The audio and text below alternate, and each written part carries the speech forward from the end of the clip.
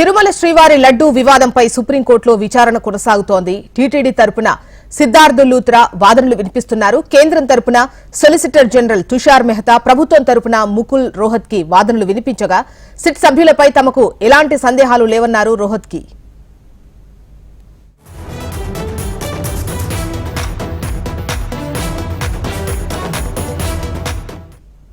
Right, Tirumala శ్రీవారి లడ్డూ వివాదానికి సంబంధించి సుప్రీంకోర్టులో విచారణ కొనసాగుతోంది. అటు టీటీడీ తరపున సిద్ధార్థ లూత్రా వాదనలు వినిపిస్తూ ఉన్నారు.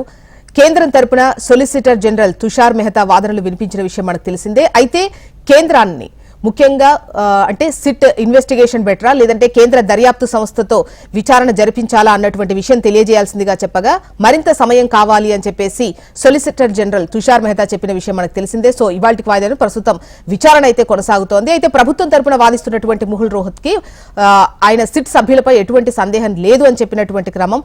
వివరాలు మనకు శిరీష్ అందిస్తారు. శిరీష్. జోస్న, తిరుమల తిరుపతి లడ్డు వివాదంపై సుప్రీంకోర్టులో దాఖలైన పిటిషన్ల పైన కొద్దిసేపటి క్రితమే సుప్రీంకోర్టు ఉత్తర్వులన్నిటి కూడా ఇవ్వడం కూడా జరిగింది. దీనిపైన ఒక 5 సభ్యులతో ఒక విచారణ కమిటీని సుప్రీంకోర్టు ఏర్పాటు చేయడం కూడా జరిగింది. అయితే రాష్ట్ర ప్రభుత్వం ఏర్పాటు చేసిన సిట్ దర్యాప్తుపై తమకు ఎటువంటి అభ్యంతరం కూడా లేదు.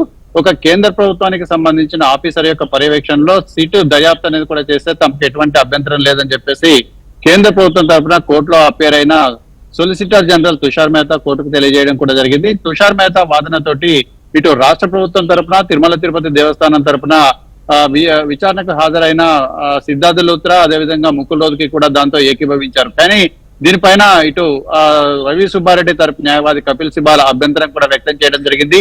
మరోవైపు సుబ్రహ్మణ్య స్వామి కూడా కోర్టుకు వ్యక్తిగతంగా కూడా హాజరయ్యారు.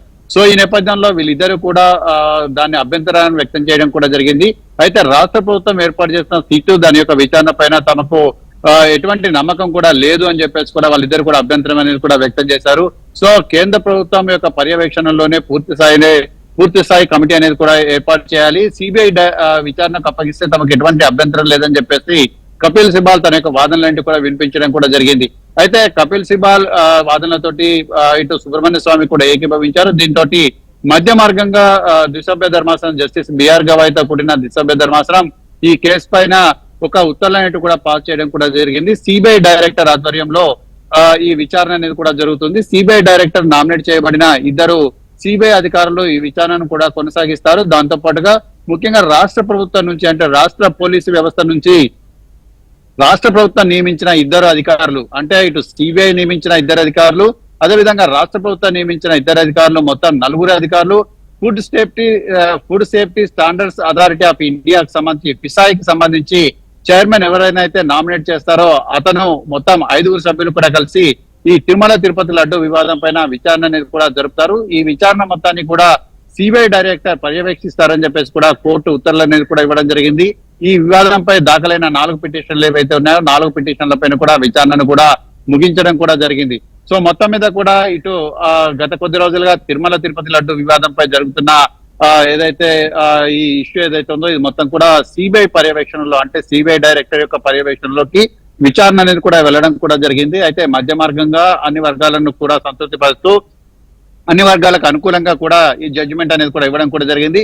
సిబిఐ తరఫున 2 అధికారులు ఉంటారు. అదేవిధంగా రాష్ట్ర ప్రభుత్వం తరఫున రాష్ట్ర ప్రభుత్వం నియమించిన 2 అధికారులు అదేవిధంగా food safety standard authority of India తరఫున ఫిసాయి తరఫున నామినేట్ చేయబడిన 1 సభ్యులు మొత్తం 5 సభ్యులు ఈ విచారణలో ఉంటారు. ఈ విచారణ కమిటీ అనేది ఈ తిరుమల తిరుపతి లడ్డు వివాదం పైన మొత్తం మీద కూడా విచారణ అనేది కూడా జరుగుతుంది. మొత్తం మీద ఈ విచారణకు ఒక ముగింపు పలకాలని చెప్పేసి కూడా జడ్జిలు నిర్ణయించడం కూడా జరిగింది. రాజకీయాలకు దేవుణ్ణి కేంద్ర బిందువుగా మార్చడం అనేది కూడా ఇష్టం లేదు. ఇక మీద దీనిపైన వివాదాలు చేసే వాళ్ళు వివాదాలకు పులి స్టాప్ పెట్టాల్సిన అవసరం అనేది కూడా ఉంటుంది. సో మొత్తం మీద కూడా దీనిపైన ఇంతటితోటి వివాదం అనేది కూడా ముగించండి, ఎటువంటి ప్రకటనలన్నిటి కూడా చేయొద్దు. ఈ 5 సభ్యుల కమిటీ విచారణ జరిపి నివేదికను తమకు సబ్మిట్ చేస్తుందని చెప్పేసి కూడా సుప్రీంకోర్టు ధర్మాసనం స్పష్టం చేయడం కూడా జరిగింది. సో మొత్తం మీద కూడా ఈ 5 సభ్యులు ఎవరెవరు ఉంటారనేది కూడా కొద్ది రోజుల్లో కూడా తేలిపోనుంది. జోస్నా. రైట్ శిరీష్.